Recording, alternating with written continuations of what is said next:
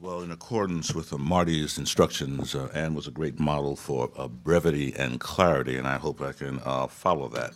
I'd like to say that on behalf of the Annenberg Institute for School Reform, I'm thrilled to be here to support the community's agenda for America's public schools. My organization, like many, has focused on school reform for the last 2 decades, and what we've learned is throughout our efforts, sparked by the Annenberg Challenge and other major initiatives, we've managed to create schools and school systems that have moved the vast majority of students from below basic to basic. Our challenge now is to get the vast majority of students from basic to proficient and beyond. And proficient and beyond as defined by the skills needed to be successful in a creative economy in the 21st century. Emphasis on problem solving, creativity, collaboration, multicultural literacy, and experiences with technology. None of us got where we are today by only working in schools. We worked hard at home. We worked hard in cultural institutions. We were healthy individuals supported by extended family members and a variety of organizations. The partnership at this table represents the kind of organizations that need to be built together to function as a system, not as a loosely based group of coalitions. And I think that the community agenda is directly aligned with the research of the Annenberg Institute on what it's going to take to create such a system, what we call a smart education system.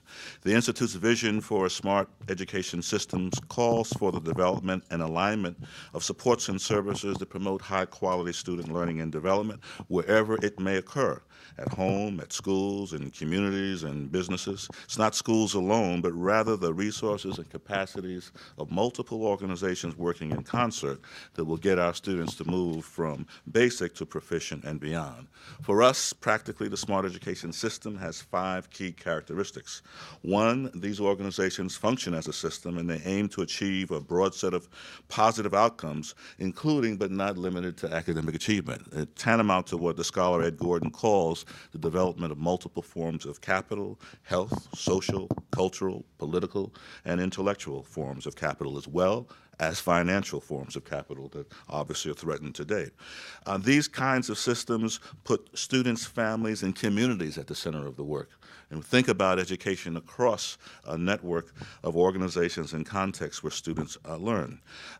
They also support and maintain multiple substantial cross-sector partnerships, but again, build these partnerships in ways that they operate as a system, and I'll say a little bit more about that later.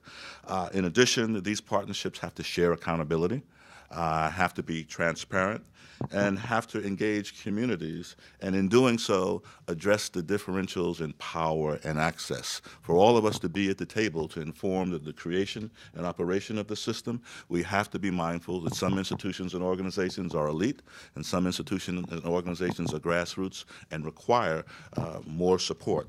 So we are excited about this work. We're excited about using our resources to support the growing examples of these efforts both nationally and internationally. We can look at the Chicago Community Schools Initiative, where the school system is working with community groups like the Logan Square Neighborhood Association, Chicago University, the University of Chicago, social service agencies to build community learning centers throughout the cities that are neighborhood-based and focused on the needs of children and youth. We can look to the UK as an example of how a nation can organize its resources to focus on urban development. An example being the City Challenge involving London, Greater Manchester, and the Black Country, where the LEAs are now moving beyond education to incorporate child welfare, social services, and others.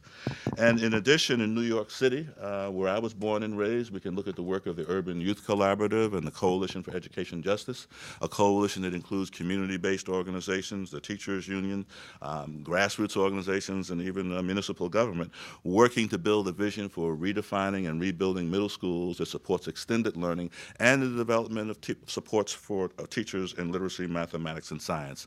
These 3 examples are the kinds of things the community agenda supports and endorses, and the organizations at this table need to devote their attention to promote success in the development of not programs and practices alone, but systems that take this work to scale and build the kinds of advocacy and supports we need to make this a political, technical, and social movement as well. I want to thank you for your time and invite Linda up for her comments.